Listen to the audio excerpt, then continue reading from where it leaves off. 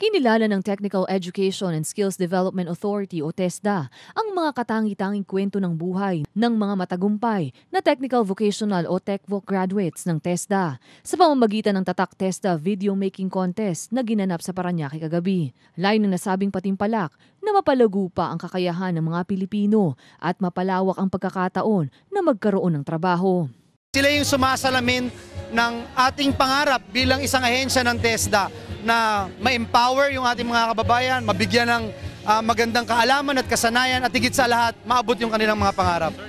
Ang patimpalak ay nahati sa dalawa, ang individual category kung saan ibinahagi ng bawat kalahok ang malaking kontribusyon ng TechVoc sa pag-unlad ng kanilang buhay. At ang school category kung saan binahagi ng TechVoc schools ang kwento ng tagumpay ng kanilang mag-aaral.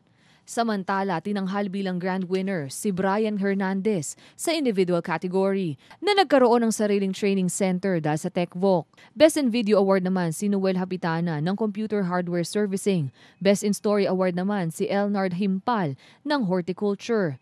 Ginawara naman ng People's Choice Award si Oman Kevin Mohamad para sa graphic design.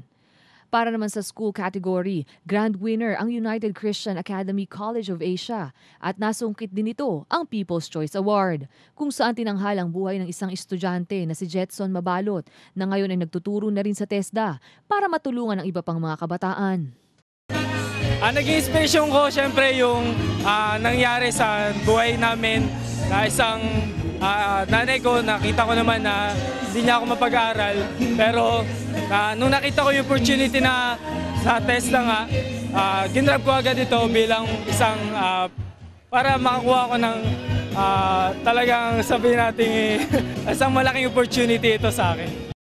Samantala, Best in Video Award naman ang Negros Occidental Language Information Technology para sa school category, kung saan tinanghal ang buhay ni Mark Joseph na sa kabila ng kapansanan nito ay isa ng escalation supervisor sa isang BPO company. Sa mga taong katulad ko po, huwag kayong mawala ng pag-asa.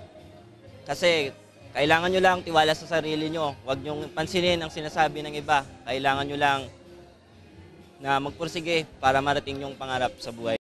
Best in Story naman ang iLink College of Science and Technology sa nasabing kategorya. Umabot sa 2 milyon ang papremyo sa nasabing nationwide contest. Ito ang kauna-unahang patimpalak para maparangalan ng TESDA ang mga TechVoc graduates nito. Umaasa ang ahensya na magpapatuloy ito taon-taon. Ako ang inyong kaibigan, Marge Mamar para sa Newslight.